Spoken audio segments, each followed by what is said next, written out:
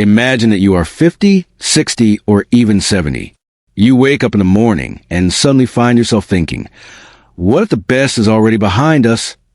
Your heart squeezes with anxiety. But what if I told you that the ancient sages knew a secret that turns this belief on its head? A secret that turns the second half of life into the most intense and meaningful period? Stay 10 minutes, and you will no longer be able to look at your years the same way before. A friend of mine, let's call him Alexei, lost his job at 55. It seemed that his life had collapsed. He sent out resumes. They said nothing.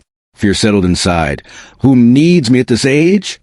But one day he came across the notes of the Roman Emperor Marcus Aurelius, who lived 2,000 years ago. There was a phrase there: you can quit life right now, so use every moment you have left. These words became a kick in the pants for him. Instead of chasing his old position, he began training young professionals, and suddenly discovered that his experience was now valued even more highly. Alexei's story is no exception. This is a pattern that ancient philosophers knew, and modern psychology is only beginning to confirm. Take Seneca, Nero's teacher. He wrote, "Life is like a story. It's not whether it's long or short, but whether it's good." Modern Harvard research proves that people over 50 who see meaning in every day live longer and get sick less often. Their brain literally gets younger. Why? Because they stop measuring life in years and start measuring it in depth. Like that 70-year-old woman from Krasnodar who came to my courses. She was afraid that nothing would change. But when she started keeping a gratitude diary, the method, by the way, is taken from the Stoics, her world turned upside down. "I suddenly saw how many opportunities there are around," she said a month later. Here's a psychological life hack from Buddha and neurobiologists. The ancients said, pain is inevitable, suffering is a choice. Today, scientists scan the brain and see that when a person accepts age-related changes calmly, their amygdala, the fear center, decreases in activity. Simply put, we suffer not from wrinkles, but from thoughts about them. Remember the grandmother in your yard who signed up for dancing at 75. She didn't waste time worrying. She acted, and her brain, as such cases show, created new neural connections as actively as that of 30-year-olds. Now the main question, why then do most people after 50 feel on the sidelines of life? The answer lies in the trap that the Stoics called the cult of youth. Cicero ridiculed those who are ashamed of their age as if it were a disgrace. Modern culture has only strengthened this illusion. But here's the paradox. In Japan, where old age is respected, people over 70 are more likely to open a business than 20-year-olds. They understand what the ancients knew. Maturity does not give restrictions, but a filter. A filter for vanity, for empty connections, for things for show. Imagine two men. One is 55. He clings to past achievements and is afraid to try something new. The other, at the same age, starts learning Spanish because now there is time. A year later, the first will complain about the injustice of the world. The second will discover that the language has opened up not only new words for him, but also a new circle of friends, and with it, fresh ideas. This is the very alchemy of age that the sages talked about. They compared life to wine. The richest flavors are not revealed immediately. What to do right now? Take a piece of paper. Divide it into 2 columns. In the first, write, what I consider lost because of age. In the second, what age gave me. I am sure that the second column will contain wisdom, patience, and the ability to distinguish the important from the tinsel. And now the most important thing, the third column. Title it, What Can I Start Today That I Would Not Have Dared at 30? This is your key, because as Confucius said, the darkest hour is just before the dawn, and the dawn after 50 is especially clear. Do you still think that the best years are behind you? Then remember the oak. Its first 50 years are just a trunk, but after that, powerful branches, shade for travelers, a home for birds. So it is with a person. The first half of life is growth. The second is true greatness. And now you know how to achieve it. All that remains is to take a step. You probably notice how some people seem to get a second wind after 50. They look calmer, wiser, and their eyes start to sparkle with that fire that many lose with youth. What's their secret? It's simple. They understood one thing that ancient philosophers knew thousands of years ago. Life after 50 is not a sunset, but a dawn of a new understanding of yourself and the world around you. Take the story of Maria, a teacher from Voronezh. At 58, she was left alone. Her children had moved out. Her husband had left. It seemed that life was over. But one day she read the words of Epictetus. It's not what happens to you, but how you perceive it that determines your reality. And then she decided to change not her circumstances, but her attitude towards them. She joined a travel club and started blogging about her trips. Today, thousands of people read her, and she herself admits that she has never felt so free and happy. This is not magic. This is psychology, confirmed by science. Research shows that after 50, our brain begins to work differently. We react less to emotional outbursts, but we analyze better and find unconventional solutions. In fact, nature gives us a tool that was unavailable in our youth: the ability to see the essence of things, bypassing unnecessary emotions. As the Stoics said, wisdom is not knowing everything, but the ability to separate the important from the unimportant. Now, let's do an experiment. Close your eyes and imagine that you are 20 years old. Remember how you worried about trifles: someone's unflattering word, an unsuccessful date, a minor quarrel. Now open your eyes. Do these problems seem significant now? Most likely not. Now imagine that you are 80. How will you look at today's experiences? Surely the same way you look at those 20-year-olds now. This simple technique was used by ancient Greek philosophers. They called it a view from the future. It helps to instantly reduce the significance of current problems. But what to do if anxiety still gnaws at you inside? Here is a technique from the arsenal of both the Stoics and modern psychologists. Take a piece of paper. Write down the worst thing that can happen in your life now. Losing your job?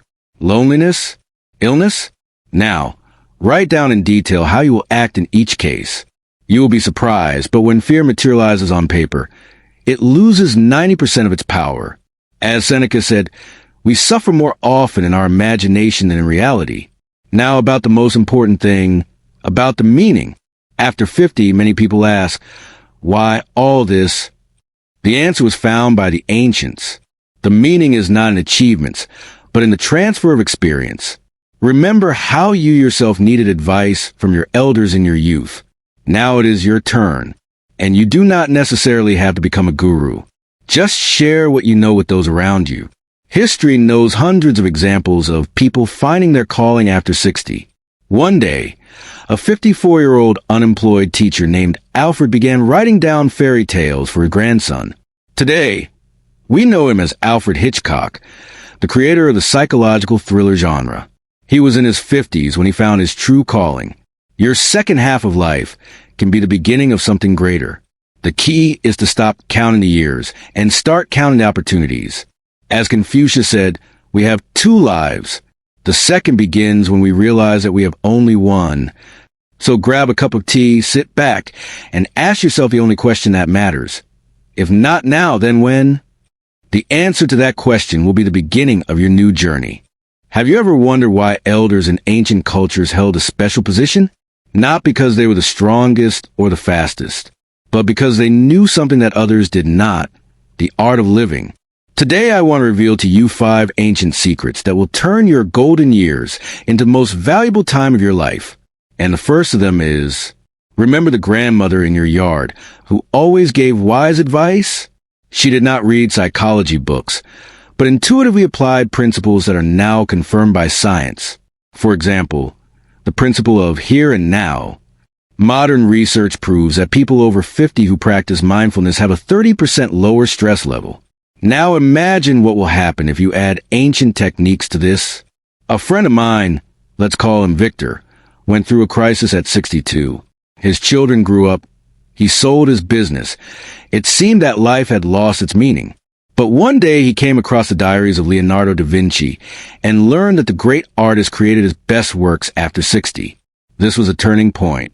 Victor got out his old camera, and today his exhibitions are attended by hundreds of people. Victor's story is not a coincidence. It is a confirmation of the ancient truth. Talents do not disappear with age, they transform. Here is an exercise that was used by Tibetan monks. Every morning, ask yourself 3 questions. First, what can I let go today? Second, what can I learn today? Third, who can I help today? Try it. And in a week, you will notice how your perception of life changes. But the most amazing discovery awaits you further. Harvard scientists have discovered that the human brain works in a special way after 50. It becomes less impulsive, but more creative. In fact, nature gives you a superpower to see solutions that are inaccessible to young people. Remember how you now find a way out of situations that seem dead-end at 30. This is not just experience. It is a change in the very structure of thinking.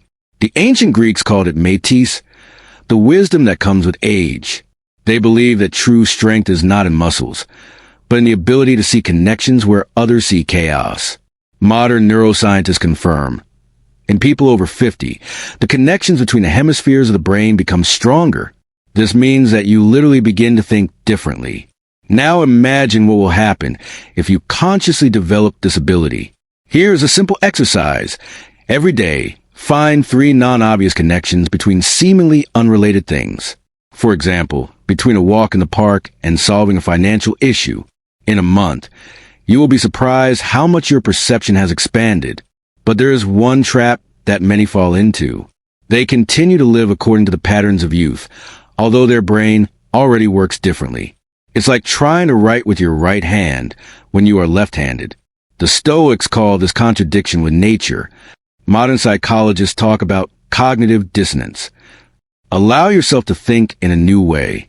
Your best decisions now come not through logic, but through insight. Think about how often you say, I just feel like this is right. After 50, this inner compass becomes your greatest asset. And finally, the most important secret. The ancients believe that true wisdom comes when we begin to give.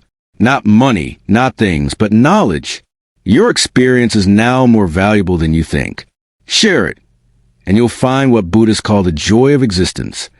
One 67-year-old woman started a blog about how to save a relationship after 40 years of marriage. Today, she has tens of thousands of subscribers. But the main thing is that she says she feels needed more than ever. This is the ancient secret of happiness. When you see that your experience changes the lives of others. So take a pen and right now write down 3 things that you can teach others. It doesn't matter if it is a pie recipe or the art of negotiation. Start sharing, and you will discover a source of energy within you that you never even suspected. Your 50, 60, or 70 is not an age. It is a new level of consciousness. And now that you know these secrets, you have everything you need to make this part of your life the most meaningful. As one 102-year-old wise man said, "My life is just beginning." May it be so for you.